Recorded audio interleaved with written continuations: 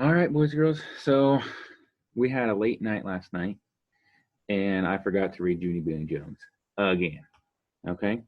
All right. So we're going to read the rest of Junie B Jones because chapter 8 is really short. It's only like 2 pages. And then chapter 9 is kind of a long one. So we know that right now, Junie B Jones doesn't have a pet she wants to take to pet day, right? She doesn't want to bring a picture of her dog Tickle, and she can't even bring Tickle.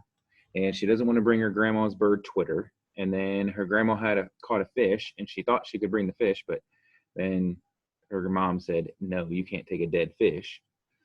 So then she had a worm, right, in a jar with some ants and stuff.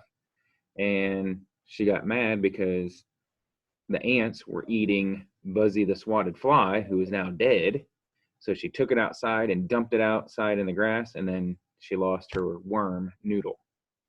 Okay, so now she's upset that she doesn't have a pet for pet day. All right, so let's see what happens next. All right, chapter 8 is called A Surprise in the Freezer.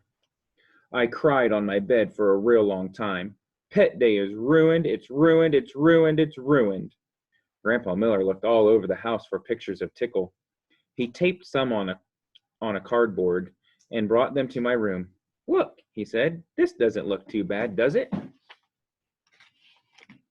I raised my sagging head off the pillow. Then I looked at the pictures and I patted him real gentle.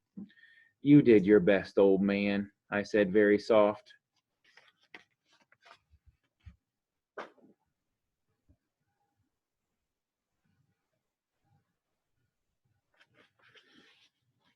Grandpa Miller rolled his eyes up at the ceiling. I looked up there too, but I didn't see anything. After that, I got out of bed and I dressed myself for school, and I walked to the kitchen very slumping. Grandpa Miller made me a turkey sandwich. What do you want to drink? He asked. I did a sad sigh.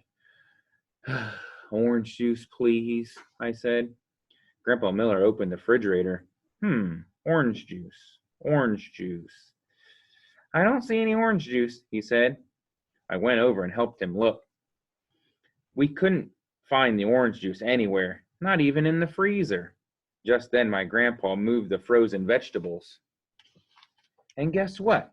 My heart almost stopped breathing, because I couldn't believe my eyeballs. That's why. Grandpa Miller, do you see what I see? Do you? Huh? Do you? Grandpa Miller looked closer. Well, I don't see any orange juice, that's for sure. I danced all around the room. No, Grandpa, not orange juice, a pet. I see a pet for pet day. See it, Grandpa? See it in there? Then I clapped my hands real joyful and I skipped to the freezer and I grabbed that thing right off the shelf. Wait, she found a pet in the freezer? What in the world could be in the freezer? I don't know. All right, that's the end of chapter 8. I told you that was a short one, huh? All right, so let's do chapter 9 now. Chapter 9 is kind of a long one, okay? And this will be the last chapter.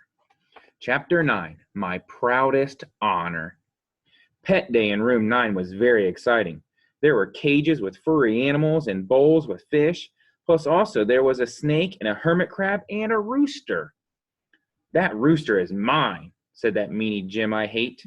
He will peck your head off until I tell him to, and he will peck it right into a nub. I made a sick face, because a nub does not sound pleasant. Just then Lucille skipped over to me. Look, Junie B, look at my darling riding outfit. See my darling riding hat and my darling riding pants, and look, Junie B, here's a picture of my darling pony, and look at my darling riding boots. They are genuine rawhide cowhide. I smiled very admiring. You are a beaut, Lucille, I said. Grace pulled on my arm. Junie B, come see Slicky. He's my goldfish, remember? I bought him a brand new bowl. Come see it, come see it. Just then my teacher clapped her hands loud together. Boys and girls, everyone needs to sit down right now. What an exciting day we're going to have in room 9. We hurried up and sat down. Mrs. pointed to the pet table in the back of the room. Who would like to go first? She asked. Who would like to introduce us to their pet? Me, I shouted, me. Then I springed right out of my seat, but Mrs. said, sit down. And she called on crybaby William instead. 'Cause that guy never springs, that's why. William went to the pet table. He pointed to his bullfrog named Wendell. I just got him on Saturday, said William, very shy. Mrs. smiled. Well, he certainly is a handsome bullfrog. Would you like to take Wendell out of his tank for us, William? Would you like to show the children how to hold a bullfrog? Then William's face got whitish and sickish, and he started sweating a real lot. That's how come Mrs. had to put a wet towel on his head, and she said he didn't have to hold Wendell. Charlotte went next. She showed us her bunny named Slippers. A bunny named Slippers? She carried him all around the room, and she let us pet his head. Slippers smelled like stinky feet. After Charlotte came Polly Allen Puffer. He showed us his parrot named Pirate Pete. Only too bad for Pirate Pete, because he kept on saying a bad word, and he wouldn't even stop, and so Mrs. had to send Pirate Pete to the office.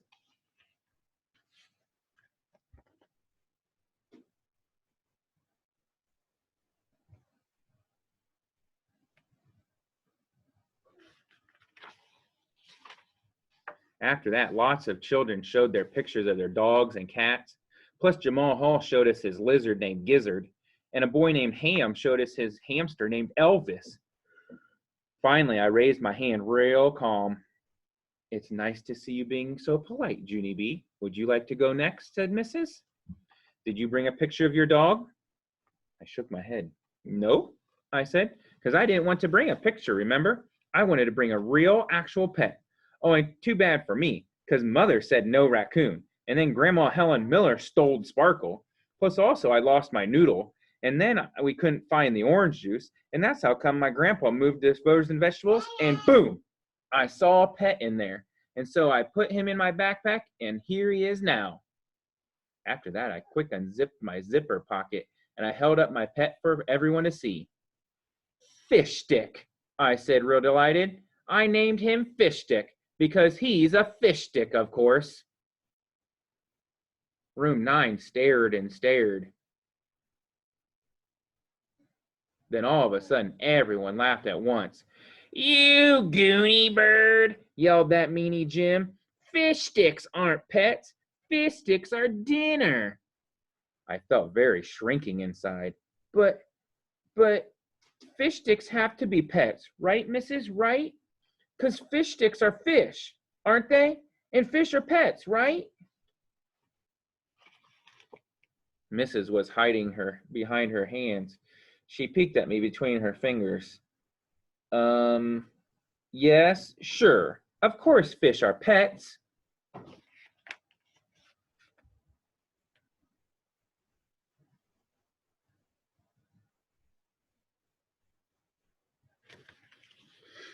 I felt a teeny bit better. So then fish sticks are pets too, right? Mrs. hid a little bit longer. Then finally she took a big breath and she got up from her desk. Well, let's see. Maybe we should see what the dictionary has to say about this. After that, she took out her dictionary and she looked up the word pet. She read it. She read us what it said. Pet, she said. Any tamed animal that is kept as a companion. As a companion. Okay, she said. Now that we have the definition, let's see if fish stick fits the bill. She looked at me. Junie B, is fish stick tame or is he wild? Tame, I said. Fish stick is very, very tame. He won't even peck your head into a nub.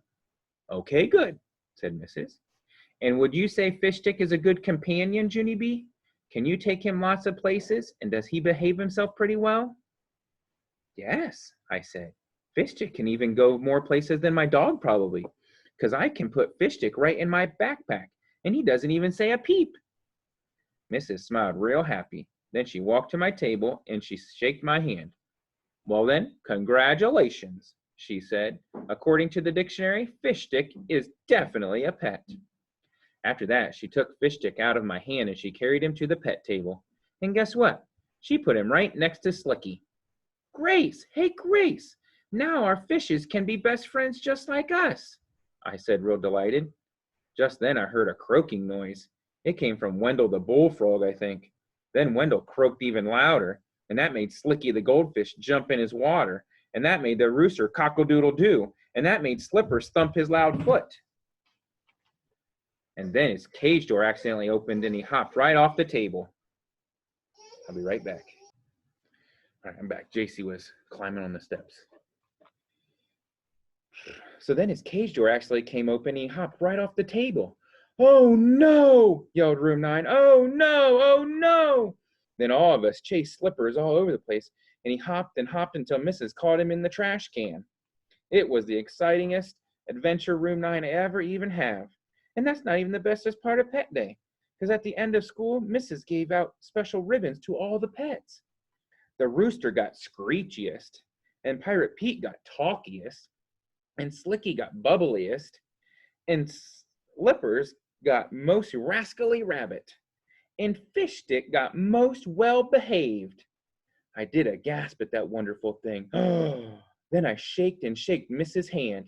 Thank you, Mrs. Thank you, thank you. Because this is the proudest honor I ever imagined.